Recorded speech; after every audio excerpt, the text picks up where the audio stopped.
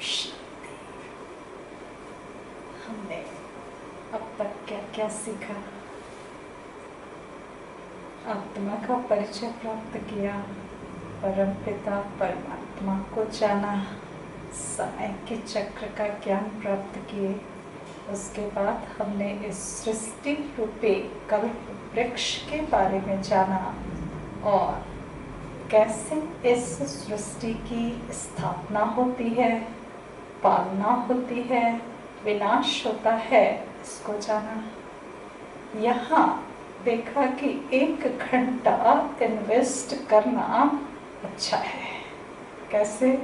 कितनी सारी शक्तियाँ प्राप्त होती है जिससे हम अपने रूटीन, जो भी हमारा जीवन है, जो भी हमारा व्यवसाय है, उसमें हमें बहुत फायदे होंगे। अष्ट शक्तियों की प्राप्ति से कितने सारे फायदे हमने देखे। आज कुछ ही छोटे छोटे चैप्टर्स हैं जिसको हम कवर करेंगे। सबसे पहले जैसे इस चित्र में दिखाया गया है कि शास्त्रों के अनुसार हम ऐसा जानते हैं कि अभी कलयुग की समाप्ति में कहाँ कहाँ लिखा है 40,000 वर्ष बाकी है। कलयुग की आयु लिखी गई है 4,32,000 और अभी मानते कि 5,000 वर्ष बीते हैं, अर्थात 4,27,000 वर्ष अभी बाकी है। आपको क्या लगता है इतने सालों तक जैसे ये दुनिया चल रही है, चलती रहेगी कलयुग में? लगता तो नहीं है। वर्तमान देखते हुए ऐसा लग नहीं रहा है कि अभी लाखों वर्ष या 40,000 वर्ष और ये सृष्टि ऐसे चलेगी, है ना? जहाँ हम यदि अपने ही जीवन जितना है 40 साल 50 साल के ही अनुभव यदि देखें तो 50 साल में ही कितना परिवर्तन हो गया है ना? जहाँ पूरी दुनिया काम, क्रोध, लोभ, मोह, अहंकार की अग्नि में जल रहा है। पूरे विश्व के गोले को जैसे अधर्म निगलने को पड़ा है। अब ऐसी स्थिति को देखते हुए, समझते हुए, यदि हम अब भी ऐसा सोच करके बैठे रहें कि कलयुग की समाप्ति में 40,000 वर्ष बाकी हैं, तो शायद हमारी भी हालत ऐसी होगी। दिखाते हैं ना कुंभकर्ण। कुंभकर्ण के लिए क्या कहते हैं? 6 महीने सोता था और 6 महीने जगता था। क्या वास्तव में ऐसा कोई इंसान होगा जो 6 महीने जगे और 6 महीने सोए? 1-2 दिन नींद डिस्टर्ब हो जाए तो कितनी मुश्किल हो जाएगी, है ना? तो प्रैक्टिकली इस तरह से कोई होता नहीं, लेकिन ये भी एक प्रतीकात्मक चित्र है। पूरी सृष्टि चक्र में यदि देखें तो कहा था 4 प्रहर होते हैं: सतयुग, त्रेता, द्वापर, कलयुग। सतयुग को हमने कहा सुबह का समय, त्रेता जो है दोपहर का समय, शाम का समय द्वापर को कहते और कलयुग को रात कहते हैं। इसी को ब्रह्मा के दिन और रात के रूप में भी जानते हैं। सतयुग और त्रेता ब्रह्मा के बेहद का दिन कहा जाता है और द्वापर कलयुग को ब्रह्मा के बेहद की रात कही जाती है।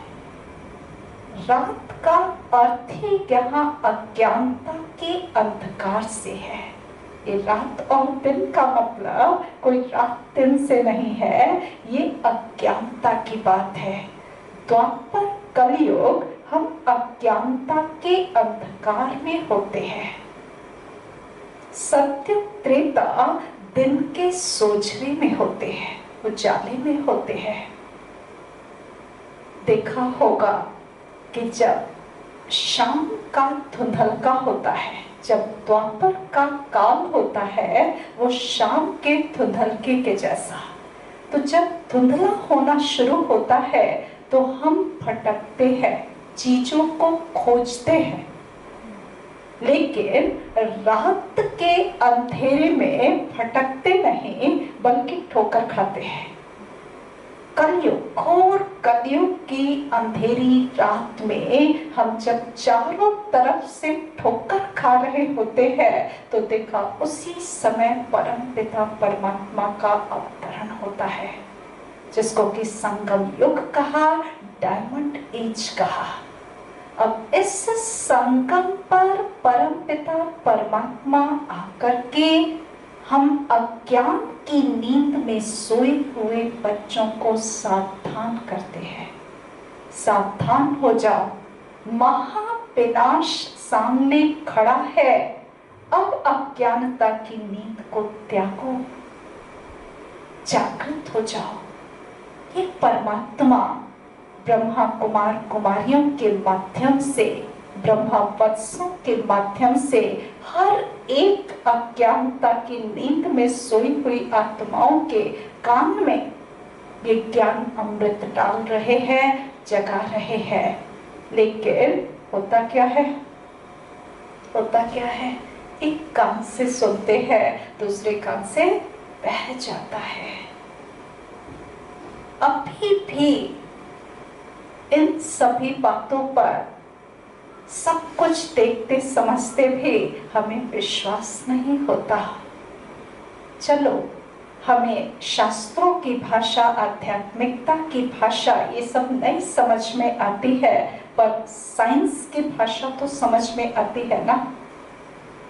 साइंस के भी हिसाब से यदि देखें, इकोलॉजी के हिसाब से देखें, अभी वर्तमान प्रकृति का जो कंडीशन है उसको यदि देखें तो चारों तरफ से क्या देखने को मिलेगा? हर जगह समस्या, हर जगह जो है विपन्नता, जैसे कि सृष्टि जैसे अंतिम श्वास ले रही है, ऐसी स्थिति हो गई है अभी वर्तमान की। तो सृष्टि जब अंतिम श्वास ले रही है, उस समय अंतिम श्वास को लेता तो क्या करते हैं? ऑक्सीजन लगाते हैं, वेंटिलेटर पे डालते हैं। इस सृष्टि को भी शायद जो भी आज हम छोटे छोटे सपोर्ट कर रहे हैं, ये ऑक्सीजन और वेंटिलेटर के ही समान है, जहां चारों ओर विकराल एविडेंसेस हमारे सामने हैं।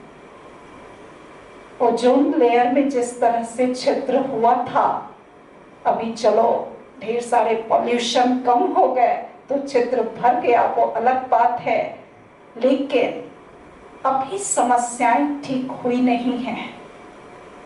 अभी ग्लेशियर का बर्फ पिघल रहा है। फॉरेस्ट विभाग का यदि आंकड़ा देखे तो फॉरेस्ट विभाग का भी ये मानना है कि सृष्टि को संभालने के लिए 33% फॉरेस्ट होना चाहिए। वर्तमान में फॉरेस्ट कितने बचे पता? 11%। क्योंकि जनसंख्या इतना ज्यादा बढ़ती गई कि हमने जो है फॉरेस्ट को काट डाला। कहा जाता है, ये प्रोजेक्शन है, फ्यूचर प्रोजेक्शन है कि यदि ये घट करके 9% हो जाएगा तो इस सृष्टि को संभालना मुश्किल हो जाएगा। हमारी इकोलॉजी जो है इतनी डिस्टर्ब हो जाएगी कि उसको और संभाल नहीं सकेंगे। अभी हम छोटे छोटे प्रयास जरूर कर रहे हैं, पर इतनी विशाल सृष्टि को संभालने के लिए छोटे प्रयास जो है वो उतने सफल नहीं हो पा रहे हैं। ये ढेर सारे ऐसे एविडेंसेस हैं जो ये अब सपोर्ट कर रही है कि सृष्टि को इसी हालत में ऐसे ही जैसे हम चल रहे हैं सपोर्ट करना मुश्किल है। तो आप कहेंगे तो क्या शास्त्र गलत लिखा है कि 40,000 साल चलेगा?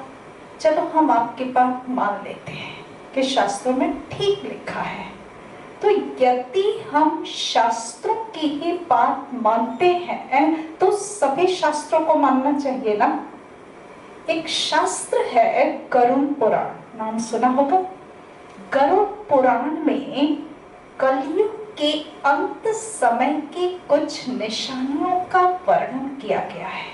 निशानियां तो ढेर सारी लिखी हुई हैं, उसमें से 4-6 लाइन यदि हम बताए, लिखा है कि जब गाय विष्ठा खाएगी, नारी केश कटाएगी, जब नारी पुरुषों के जैसा वस्त्र पहनने लगे और अपने मुख से वर मांगने लगे, तो समझ लेना चाहिए कलयुग का अंत समय आ गया है।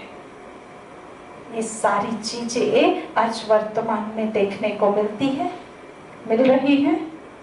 ये अभी के समाज की परिस्थिति के हिसाब से शास्त्र में नहीं लिखा, ये द्वापर काल के लिखे हुए शास्त्र हैं। उस समय के भविष्यवक्ताओं ने, भविष्य द्रष्टाओं ने कलयुग के अंत की ये सीन देखी थी और इन चीजों को शास्त्रों में निहित किया था जो वर्तमान में आज देखने को मिल रहा है।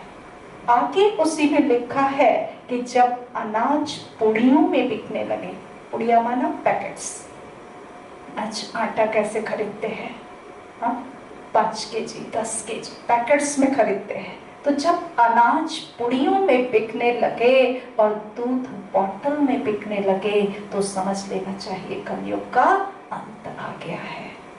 शास्त्रों में ही एक और कहानी है कि जब एक कुएं का पानी 4 कुएं को भर दे और 4 कुएं मिल करके एक कुएं को न भर पाए, तो समझ लेना चाहिए कलयुग का अंत समय आ गया है। क्या एक कुआं 4 को भर देगा और 4 मिलके एक को नहीं भर सकेगा? नहीं।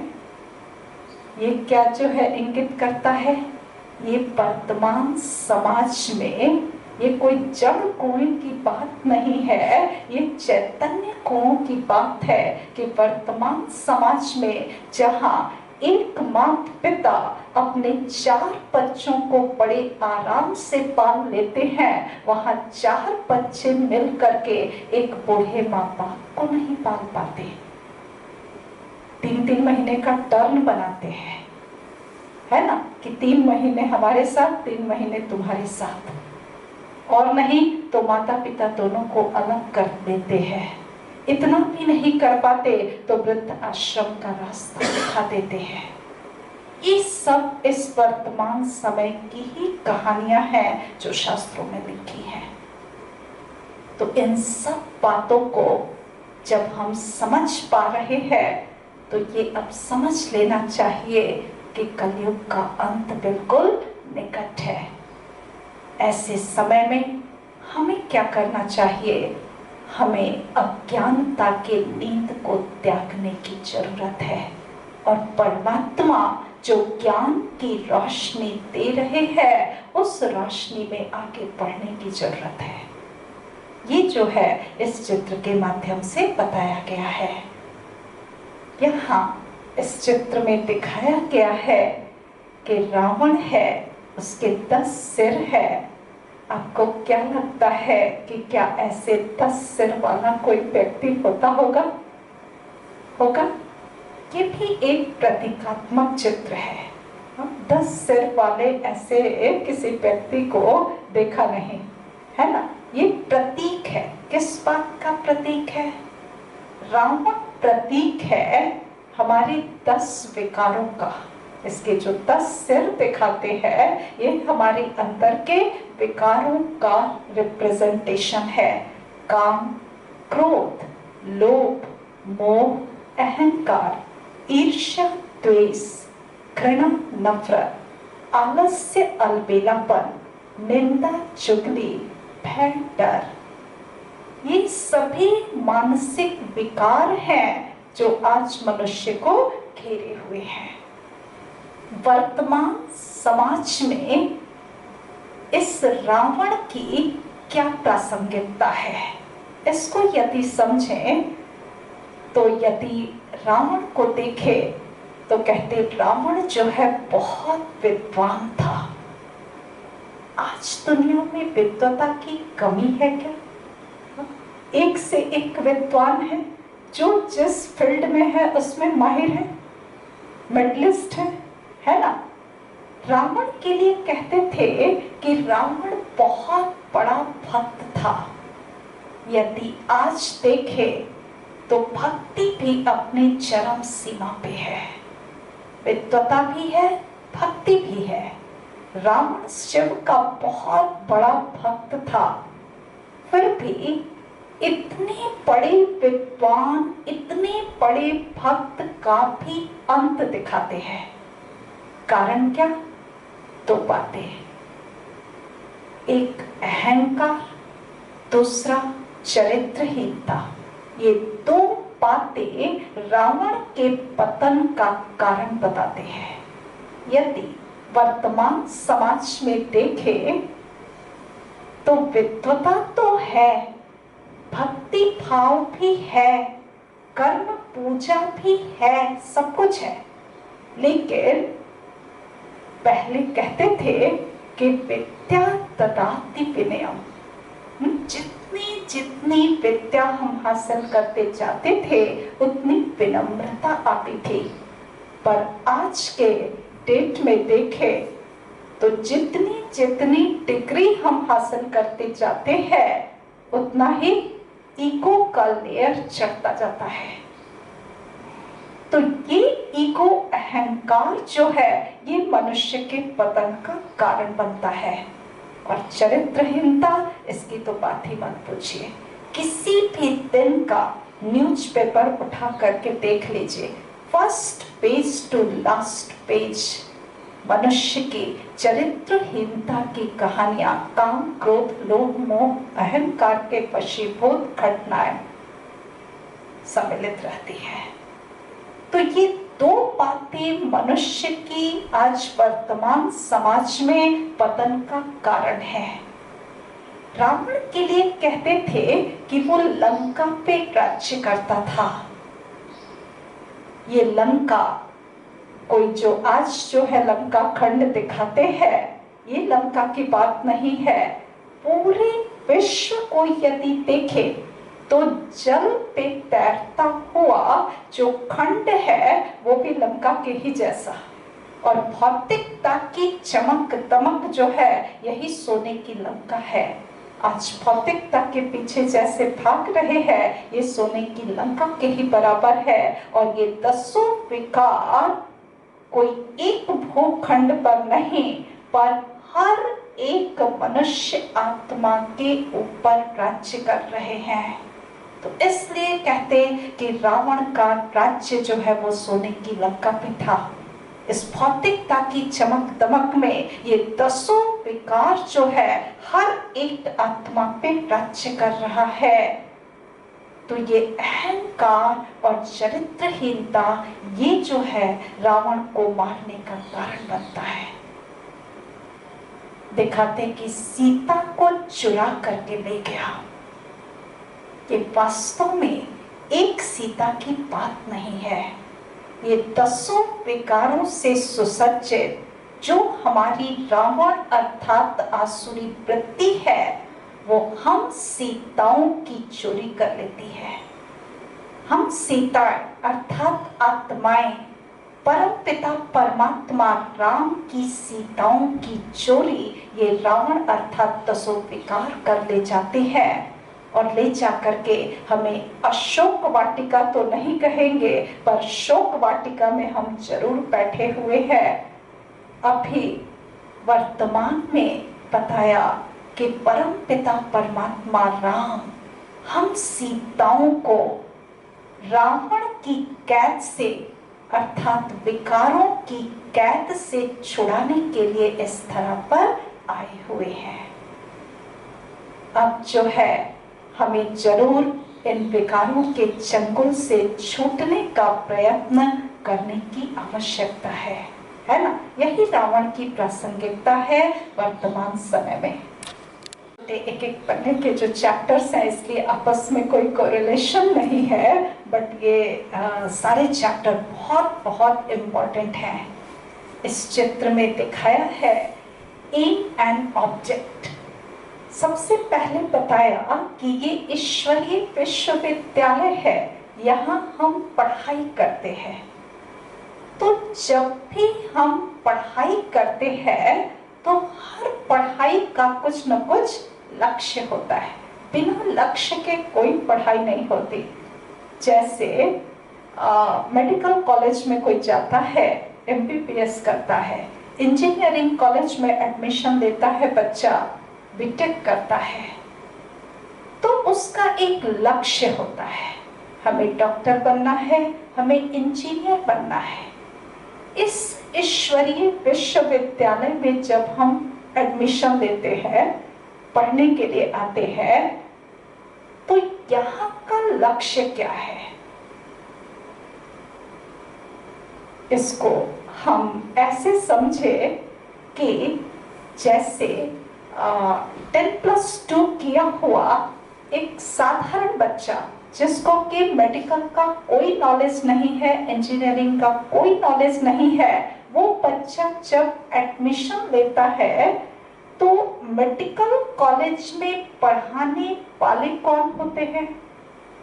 डॉक्टर्स होते हैं। तो जब एक डॉक्टर एक साधारण बच्चे को पढ़ाता है तो पढ़ा करके अपने जैसा डॉक्टर बना देता है। वही इंजीनियरिंग कॉलेज में जाने वाले बच्चे को पढ़ाने वाला इंजीनियर अपने जैसा इंजीनियर बना देता है। यहाँ पढ़ाने वाला कौन? यहाँ स्वयं परम पिता परमात्मा पढ़ाते हैं, भगवान पढ़ाते हैं। तो जब भगवान पढ़ाएगा तो हम साधारण मनुष्यों को क्या बना देगा? भगवान कोई डिग्री नहीं है, डॉक्टरी डिग्री है, इंजीनियरिंग डिग्री है, पर भगवान कोई डिग्री नहीं है। इसलिए हम भगवान तो नहीं बन सकते, लेकिन ये पढ़ाई भगवान से पढ़ करके उनके जैसा भगवान और भगवतियां अर्थात गॉड्स एंड गॉडेसेस बन जाते हैं, देवी देवताएं बन जाते हैं। परमात्मा जब हमें पढ़ाते हैं तो हमें देवी देवता पद की प्राप्ति कराते हैं। इनकी भी पूजा भगवान से कम नहीं करते, बिल्कुल भगवान मान करके करते हैं। कहते हैं gods and goddesses are many but god is one. देवी देवताएं अनेक हैं लेकिन परमात्मा एक है। वो एक परमात्मा हम बच्चों को पढ़ा करके और देवी देवता पूज्य बना देते हैं। यहाँ जो डिग्री हमें मिलती है वो डिग्री क्या है? 16 कला संपन्न, संपूर्ण अहिंसक, संपूर्ण निर्विकारी, मर्यादा पुरुषोत्तम। ये यहाँ इस पढ़ाई की डिग्री है। हम 16 कला संपन्न बनते हैं, संपूर्ण अहिंसक बनते हैं, संपूर्ण निर्विकारी बनते हैं, मर्यादा पुरुषोत्तम बन जाते हैं। तो ये डिग्री, ये लक्ष्य लेकर के हम इस ईश्वरीय विश्वविद्यालय में पढ़ने के लिए आते हैं, है ना। अभी नियर फ्यूचर में कहा जाता है कि सतयुगी सृष्टि आने वाली है ना। कलयुग परिवर्तन होगा, संगम चल रहा है, तो अभी जो है सतयुगी सृष्टि आने वाली है। ये सिर्फ हम ही नहीं कह रहे हैं, ये सिर्फ प्रजापिता ब्रह्मा कुमारी ईश्वरीय विश्वविद्यालय ही नहीं कह रही है, पर अब तो सभी कहने लगे हैं कि आगे आने वाली दुनिया जो है वो बहुत बहुत बहुत अच्छी, राम राज्य आने वाला है, सतयुग आने वाला है। तो जब सतयुग आने वाला है तो जरूर सतयुग के पहले प्रिंस कृष्ण का भी जन्म होने वाला है। इस सत्युग की सृष्टि के फर्स्ट प्रिंस का अर्थात कृष्ण का, राधे का अब जन्म होने वाला है। अब तो ज्योतिष शास्त्री भी ये कहने लगे हैं कि ग्रह नक्षत्रों की अवस्था स्थिति वैसी ही बनने वाली है नियर फ्यूचर में, जैसी कि कृष्ण के जन्म के समय हुआ करती थी। तो ये चारों तरफ से अब ये बातें आ रही हैं, अर्थात कृष्ण का जन्म होने वाला है। परमात्मा के परिचय के दिन हमने बताया कि परमात्मा निराकार है, ज्योति बिंदु है। यहाँ ये क्लैरिफाई कर देना बहुत इम्पोर्टेंट है कि श्री कृष्ण जो है वो देवता है, कृष्ण देवता है और शिव परमात्मा है। क्यों? दोनों में क्या डिफरेंस है? कृष्ण का जन्म दिखाते हैं, माता पिता के गर्भ से जन्म लेते हैं, माता पिता की पालना लेते हैं। भगवान को पालना लेने की दरकार नहीं, भगवान अजन्मा है, उनका दिव्य जन्म होता है, परकाय प्रवेश करते हैं, उनको पालना की दरकार नहीं। कृष्ण के लिए दिखाते गुरुकुल में जाकर के शिक्षा हासिल करते हैं। परमात्मा को किसी से पढ़ने की दरकार नहीं। क्यों? क्योंकि वो ज्ञान का सागर खुद ही है। तो इसलिए श्री कृष्ण देवता है जो 16 कला संपन्न, संपूर्ण अहिंसक, संपूर्ण निर्विकारी मर्यादा पुरुषोत्तम है। लेकिन परम पिता परमात्मा अजन्मा है, अभोक्ता है, अकर्ता है, निराकार है, ज्योति बिंदु है। उनका दिव्य जन्म, दिव्य कर्म होते हैं। दिखाते हैं दुनिया में कि कृष्ण ने गीता ज्ञान सुनाई, पर सतयुग में गीता ज्ञान की दरकार है क्या? सतयुग में तो किसी को गीता सुनने की दरकार ही नहीं है। ये निराकार परम पिता परमात्मा ने, शिव ने गीता ज्ञान सुनाई, जिसको सुन करके, इस गीता ज्ञान को सुन करके ब्रह्मा जो है वो अगले जन्म में क्या बनते हैं? कृष्ण बनते हैं। क्योंकि कृष्ण की ही आत्मा 84 जन्म जो ले करके लास्ट बर्थ में क्या बनती है? ब्रह्मा बनती है। और वही आत्मा अगला जन्म कैसे लेती है? कृष्ण के रूप में लेती है। और कृष्ण जब बड़े होते तो वही विष्णु का रूप, नारायण का रूप दिखाते हैं। इसीलिए शास्त्रों में कहा भी जाता है कि ब्रह्मा के नाभि कमल से विष्णु और विष्णु के नाभि कमल से ब्रह्मा पैदा होते हैं। तो नाभि कमल से कोई पैदा हो सकता है क्या? नहीं। ये उस आत्मा की कहानी है जो अपने पहले जन्म में कृष्ण अर्थात विष्णु, बड़े होकर के विष्णु, वही पार्ट बजाते बजाते बजाते 83वां जन्म दादा लेखराज के रूप में दिखाया। और उनका 84वां जन्म क्या बताते? ब्रह्मा।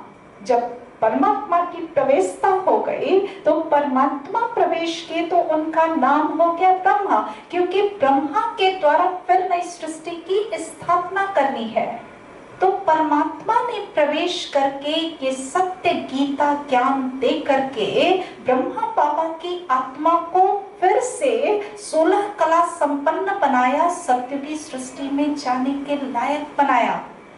तो ये गीता ज्ञान जो है परमात्मा शिव ने दिया, ब्रह्मा को दिया, अगले जन्म में जो है कृष्ण बनने के लिए, कृष्ण जैसा बनने के लिए, है ना। तो ये जो है कृष्ण और शिव, ये दोनों में अंतर है, देवता और परमात्मा है।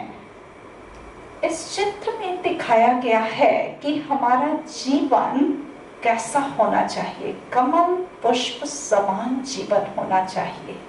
यहाँ देखते हैं कि जैसे आज घर घर में क्या दिखाते? लड़ाई दिखाते हैं। हर घर में लड़ाई हो रही है। अब ऐसे में सब आपस में मारपीट कर रहे हैं। ऐसे में एक ब्रह्मा कुमार भाई आकर के इनको परमात्मा का परिचय देते हैं, परमात्मा के इस ईश्वरीय विश्वविद्यालय का परिचय देते हैं। अब वो यहाँ आकर के ये ज्ञान लेते हैं, योग लगाना सीखते हैं। तो इस ज्ञान और योग से, ये योग जो है, राजयोग जो यहाँ सीखते हैं, ये कोई बैठ के करने वाला योग नहीं है कि 1 घंटा बैठ करके कर लिया। नहीं, परमात्मा सिखा रहे हैं कि चलते फिरते उठते बैठते अपना जो कर्म कार्य कर रहे हो, वो कर्म करते भी तुम मुझे याद कर सकते हो। तो अब हम जहाँ जैसे रह रहे हैं, जो कर्म कर रहे हैं, चाहे खाना बना रहे हैं, ऑफिस में काम कर रहे हैं, पढ़ाई कर रहे हैं, हम सब कुछ परमात्मा की याद में करते हैं। तो जब परमात्मा की याद में कर्म किया जाएगा तो वो घर और परिवार कैसा हो जाएगा? बिल्कुल सबका जीवन कमल समान हो जाता है, सुखी परिवार हो जाता है। जो दुखी अशांत परिवार था, वो सुख और शांति से भर जाता है। ऐसे भी देखा जाता है लौकिक दुनिया में भी कि जब घर में पिता नहीं होता तो बच्चे आपस में लड़ते झगड़ते रहते हैं, और जैसे ही पिता प्रवेश करता है सब बिल्कुल शांत हो जाते हैं, लड़ाई बंद हो जाती है। तो आज बेहद की दृष्टि से देखें तो हम सबके घर से परम पिता एब्सेंट है, आत्माओं का पिता एब्सेंट है। तो हम बच्चे क्या कर रहे हैं? आपस में लड़ झगड़ रहे हैं क्योंकि पिता है नहीं। हम आत्माएं आपस में लड़ रहे हैं, लेकिन जैसे ही हमारे घर में परम पिता परमात्मा का आगमन होता है, हमारी मन बुद्धि में, हमारी याद में परमात्मा का आगमन होता है, तो हमारा घर जो है सुव्यवस्थित हो जाता, शांत हो जाता है। इस तरह से हम अपना जीवन कमल फूल समान बना सकते हैं। ये राजयोग जो हम यहाँ सीखते हैं, इसका आधार क्या है और विधि क्या है? जैसे ऊपर चित्र में दिखाया गया है कि जब हम अपने को शरीर समझते हैं तो हमें शरीर का पिता याद नहीं दिलाना पड़ता, वो अपने आप याद रहता है। तो ऐसे ही जब हम अपने को आत्मा समझेंगे तो आत्मा को कौन याद आएगा? आत्मा का पिता परम पिता परमात्मा याद आएगा। ये राजयोग का आधार है, बेसिस है। अपने को आत्मा समझना ये राजयोग का आधार है। विधि क्या है? विधि क्या है? पूरी गीता का सार यदि देखें तो गीता का सार है कि देह सहित देह के सब संबंधों को बुद्धि से भूल करके, त्याग करके अपने को आत्मा समझ मुझ परमात्मा को याद करो। ये पूरी गीता का सार है। देह सहित देह के सब संबंधों को भूल, ये विधि है। अपने को आत्मा समझ, ये आधार है। ये पूरी गीता का सार है। जो आधार और विधि है, ये पूरी गीता का सार है। तो हम देह सहित देह के सब संबंधों को, अब कहाँ कहाँ संबंध बना रखा है, कैसे कैसे संबंध बना रखे हैं, ये इस चित्र में दिखाया है। आज वर्तमान समाज में, वर्तमान समय में हमारा संबंध जो है इन विकारों के साथ बहुत ज्यादा जुड़ गया है। काम, क्रोध, लोभ, मोह, अहंकार, इनसे अपनी बुद्धि को हटाना होगा। कहीं कहीं शास्त्रों से जुड़े हुए हैं, मन बुद्धि शास्त्रों में लगी हुई है, गुरुओं में लगी हुई है, माला में लगी हुई है, मंत्र में लगी हुई है। तो इन सभी बातों से जब हम मन बुद्धि को हटाएंगे तभी हम अपने को आत्मा समझ पाएंगे। आप कह सकते हैं कि शास्त्र तो जो है वो भगवान को पाने का रास्ता है, हम मंत्र जपते हैं भगवान से ही तो मिलने के लिए, माला फेरते हैं तो भगवान को ही तो हम याद करते हैं। तो आप कह रहे हैं कि इन सब से बुद्धि को हटा लो, इससे क्या फायदा होगा? फिर तो हम बहुत अलग हो जाएंगे, जो कर रहे हैं उससे भी डेविएट हो जाएंगे। यदि आप ध्यान से अपने मन और बुद्धि के ऊपर फोकस कीजिए तो एट ए टाइम ये मन बुद्धि एक ही काम कर सकती है एट ए टाइम। जैसे सपोज हम किचन में 3-4 चीजें एक साथ बनाते हैं तो भी देखेंगे कि एट ए मोमेंट हमारा ध्यान किसी एक ही चीज पे केंद्रित हो सकता है। कर रहे हैं कई काम लेकिन एट ए मोमेंट हम एक ही चीज पे फोकस कर सकते हैं। ये बेसिस है यहाँ कि जैसे सपोज हम मंत्र जाप कर रहे हैं या माला जो है वो फेर रहे हैं। कभी फेरा माला? मणका फेरा?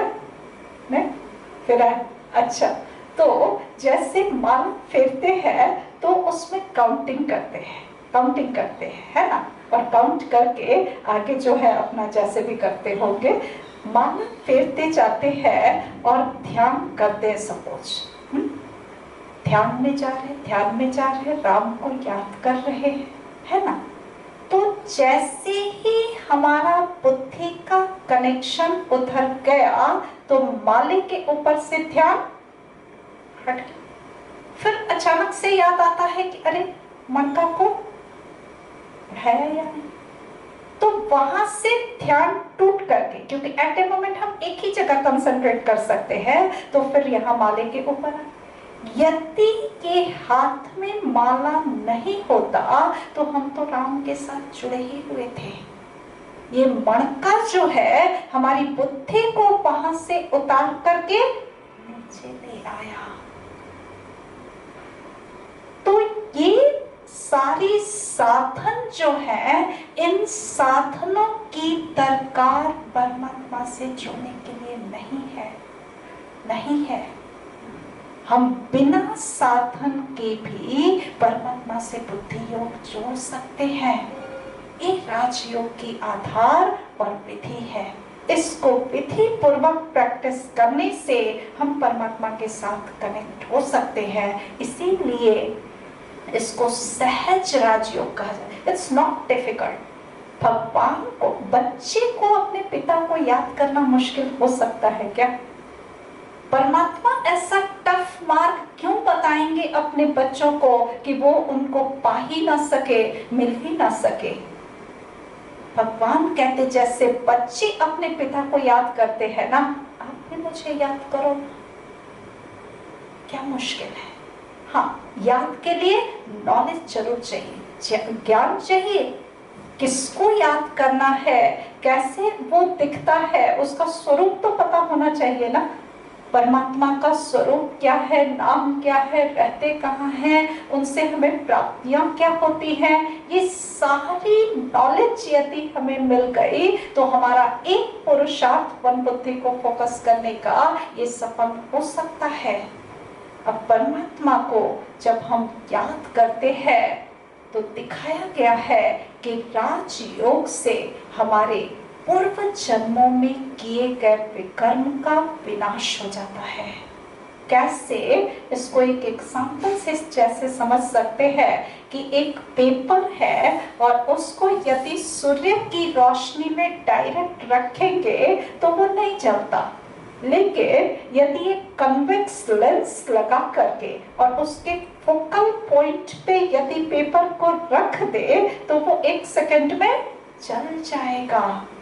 ठीक ऐसे ही परम पिता परमात्मा, उनकी किरणें, जैसे सूर्य की किरणें तो निरंतर आती है ना, तो परमात्मा की भी किरणें हम आत्माओं पर निरंतर बरस रही है, पर हमें वो रिसीव क्यों नहीं होता? रिसीव क्यों नहीं होता? क्योंकि हमारी मन बुद्धि फ्रेगमेंटेड है, इधर उधर भटक रही है, इसलिए हमें वो किरणें अनुभव नहीं होती। करना क्या है? करना क्या है? कहते राजयोग का लेंस यदि लगाते तो वो किरणें एकत्रित होकर के हमारी आत्मा पे फोकस होती है। संस्कारों रूपी कागज पर जो चीजें लिखी हुई है, जो विकर्म हमने किए हैं, वो सब भस्म हो जाते हैं। इन किरणों को यदि एकत्रित कर ले तो हमारे संस्कार, जो गंदे संस्कार, बुरे संस्कार हैं, वो सब भस्म कर सकते हैं। कैसे ये राजयोग का लेंस लगाना है, इसकी विधि हम कल सीखेंगे। कल का टॉपिक बहुत बहुत बहुत इंपॉर्टेंट है, क्योंकि ये ज्ञान हम ले ही किस लिए रहे हैं? मेडिटेशन के लिए, ध्यान करने के लिए कि परमात्मा से कैसे हम अपने मन बुद्धि का योग जोड़ सके। तो इसको कल डिटेल में हम लोग समझेंगे। जैसे कलयुगी दुनिया से निकल करके हम आए, संगम पे आ गए, अब हमें कहाँ जाना है? कहाँ जाना है? सतयुग में प्रवेश करना है। तो ये जो संगम है ना, ये संगम कोई एक पर्टिकुलर ये नहीं है, ये एक रास्ता है। ये एक रास्ता है जो जाता है सतयुग की ओर। तो ये रास्ता इतना आसान भी नहीं है।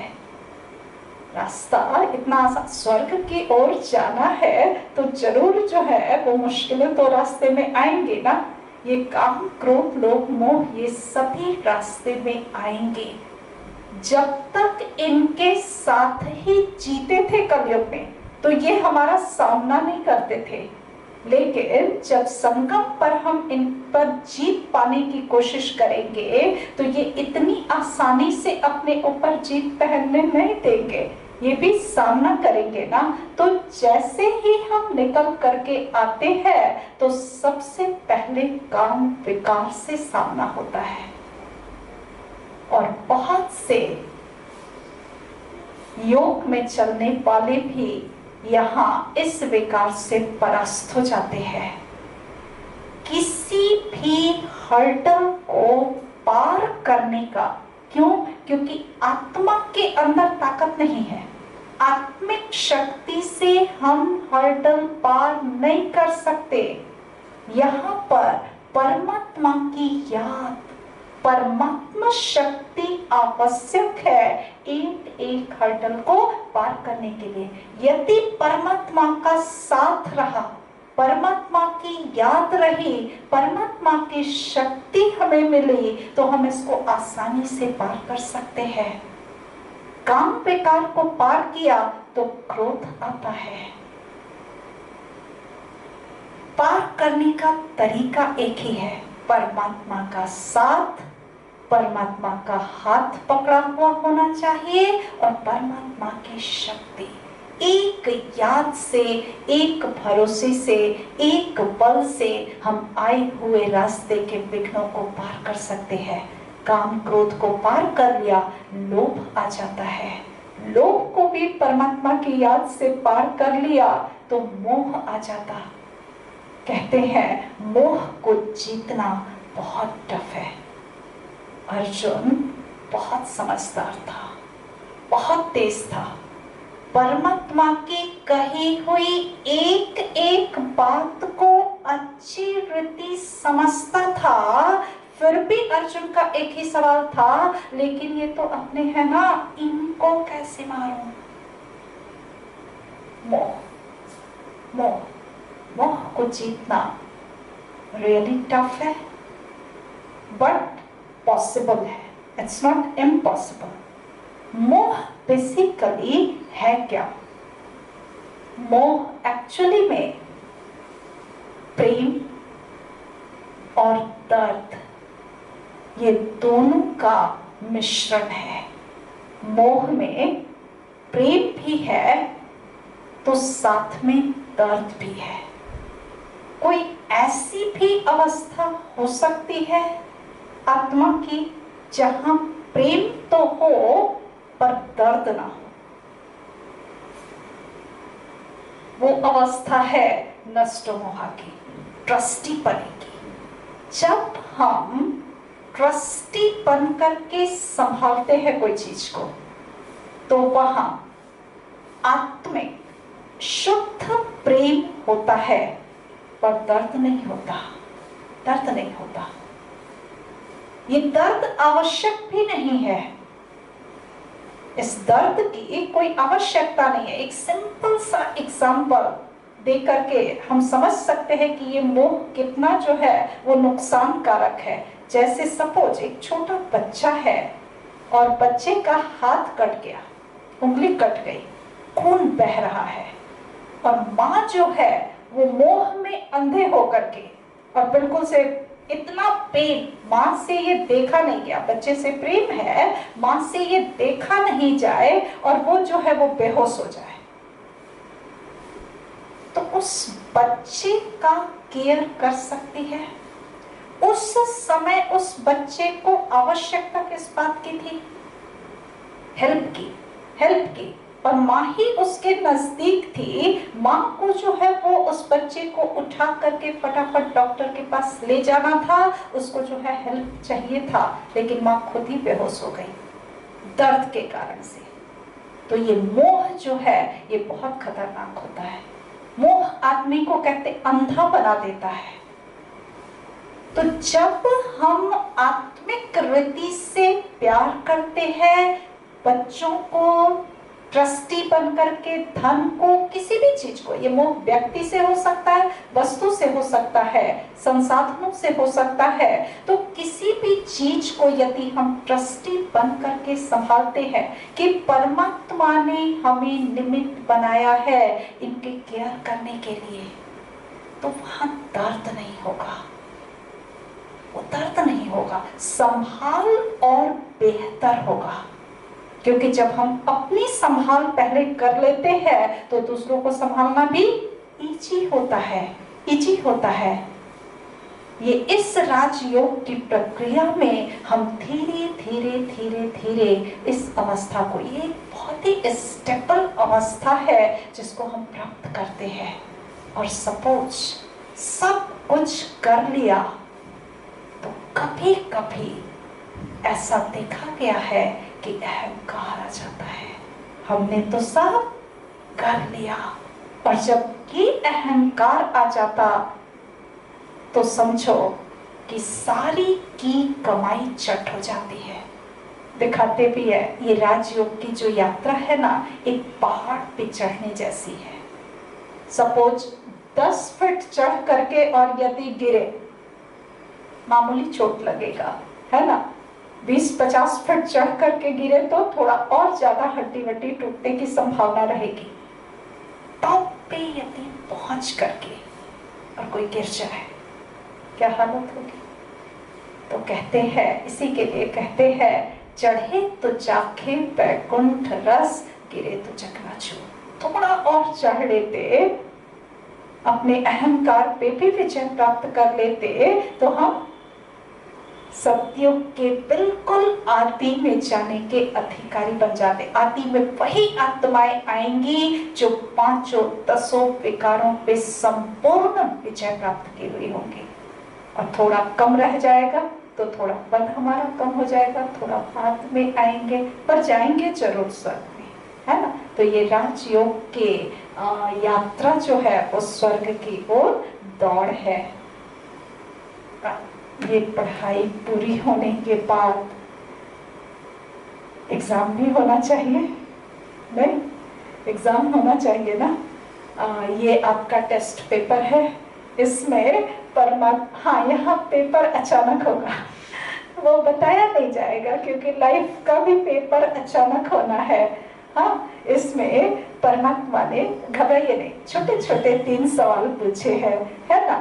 परमात्मा ने पूछा, गीता ज्ञान कब दिया गया, गीता ज्ञान क्यों दिया गया और गीता ज्ञान किसके द्वारा दिया गया।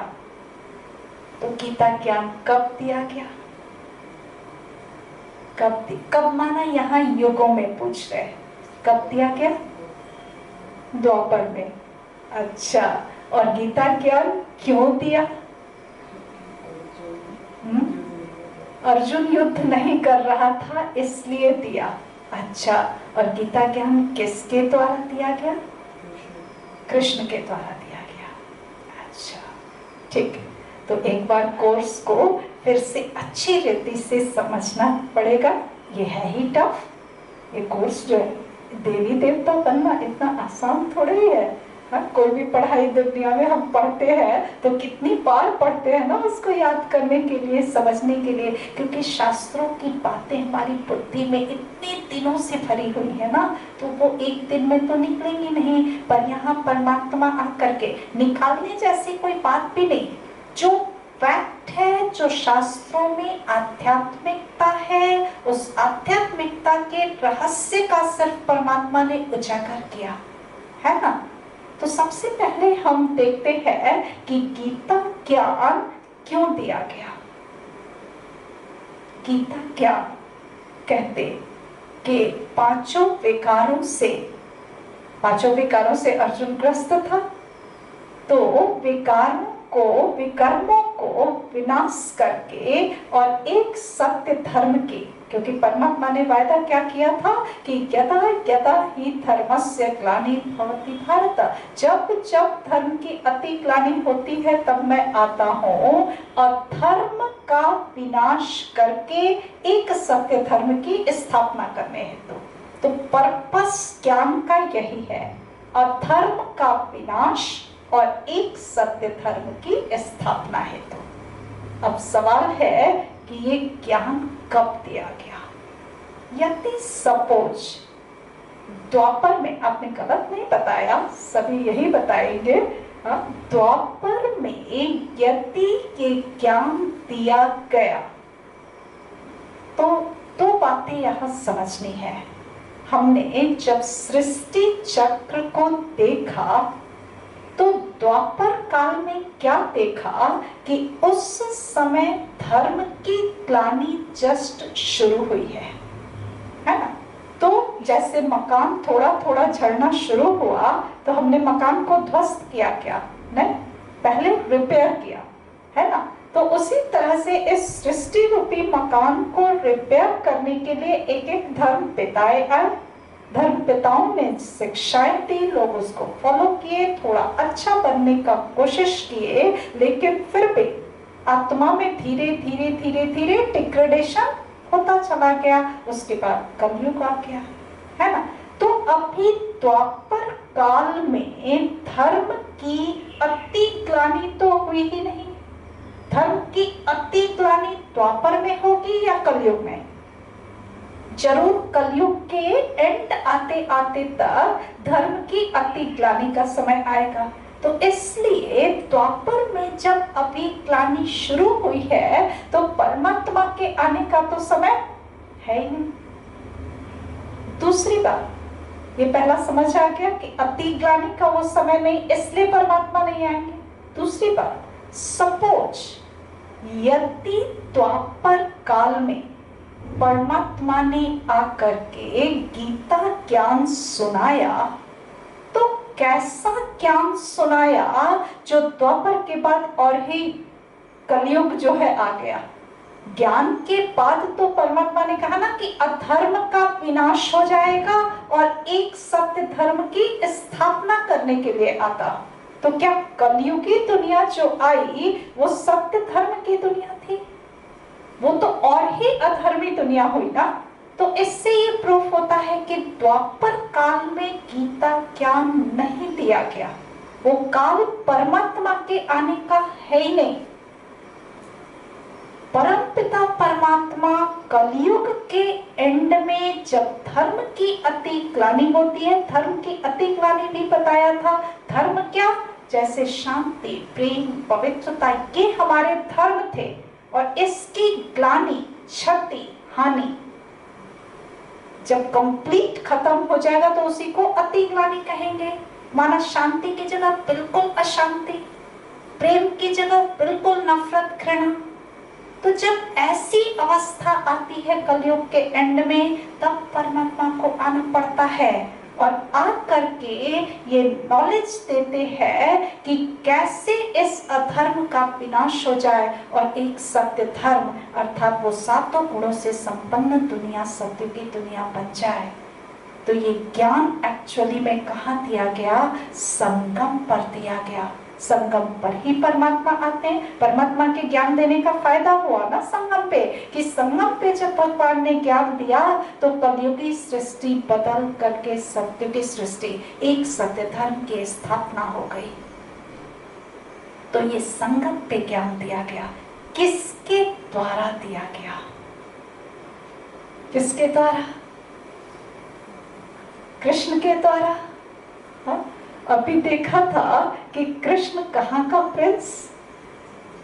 सतयुग का, सतयुग का प्रिंस। और सतयुग में सभी आत्माएं जो है सुखी है, निर्विकारी है, संपूर्ण निर्विकारी कहा ना। वहां तो कोई विकार है ही नहीं, अधर्म है ही नहीं, तो वहां इस ज्ञान की दरकार भी नहीं है।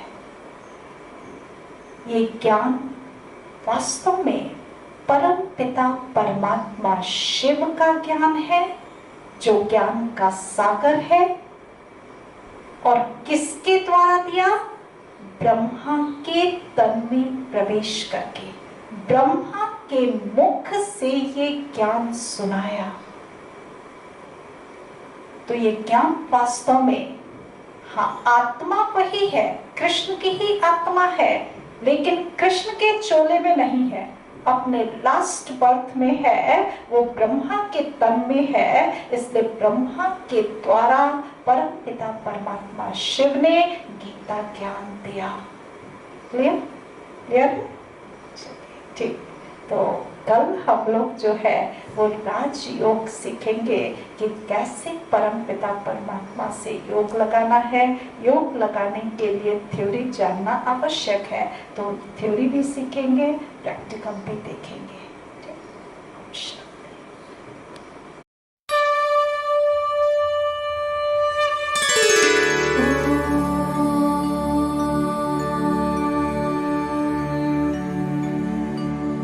यदा यदा हि धर्मस्य ग्लानिर्भवति भारत, अभ्युत्थानम् अधर्मस्य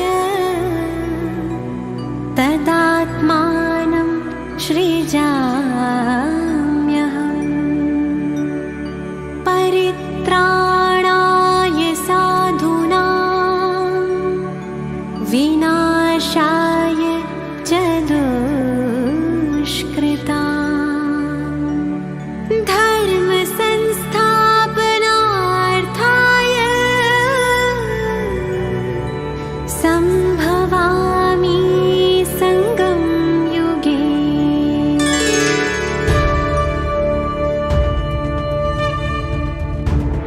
निराकार शिव